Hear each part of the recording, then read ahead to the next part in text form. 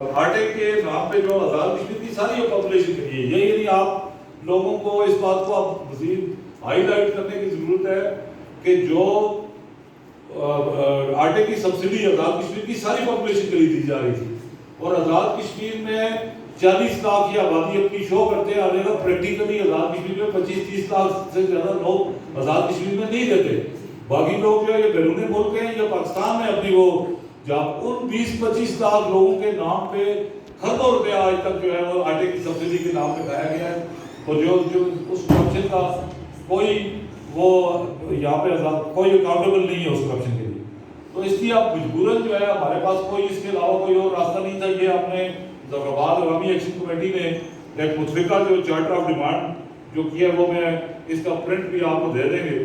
تو اس میں پہلے نمبر پہ ہے کہ آٹے کا بحران ختم کیا جائے اور ٹارگیٹڈ سبسڈی دی جائے۔ جو آزاد کشمیر کے منسٹرز اور مہذب ملک کے جو وزیر اعظم اور جو آئی آف سے ان کو تو آٹے کی سبسڈی کی ضرورت نہیں ہے،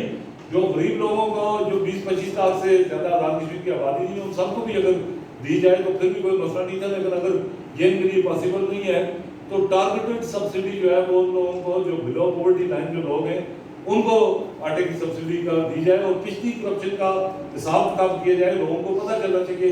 کہ آزاد کشمیر کے غریب لوگوں کے نام پہ آٹے کی سبسڈی پہ کس نے جو ہے یورپ میں اور امریکہ میں اپنی پراپرٹیز بنائی۔ دوسرا جو ہے سستی بجلی، اور یہ یعنی جو آزاد کشمیر کے اوپر پاور جنریشن ہو رہی ہے اور ان لافلی انوائرمنٹ کے لاز،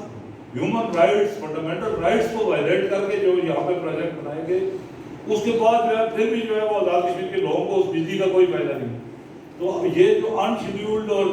جو ہے وہ ان لمیٹڈ لوڈ شیڈنگ ہے اس سے نجات، اور دوسرا جو ہے وہ بل ابھی جو ہے شوکت کمار میر صاحب گلگت کا ایک بل کی وہ ڈسکس کر رہے تھے یہاں، تو وہاں جو ہے وہ بجلی کا کیا ریٹ ہے اور ہمیں کیا دیا جا رہا ہے، یہ سبسیڈائزڈ بجلی۔ اور پہلے تو جو ہے معاملہ ڈیم بنتے وقت اس وقت وہاں پہ یہ بات کی گئی تھی کہ لوگوں کو بیدار کرتے وقت کہ آزاد کشمیر میں لوگوں کو مفت بجلی دی جائے گی۔ اگر جتنا بجلی سے جو ہائیڈرو پروجیکٹ سے جتنا یہ کما رہے ہیں اس میں تو آزاد کشمیر 350 میگا واٹ تو اس میں کوئی حیثیت ہی نہیں لگتا۔ یہ اگر ٹوٹل آزاد کشمیر کے لیے بجلی فری کر رہے ہیں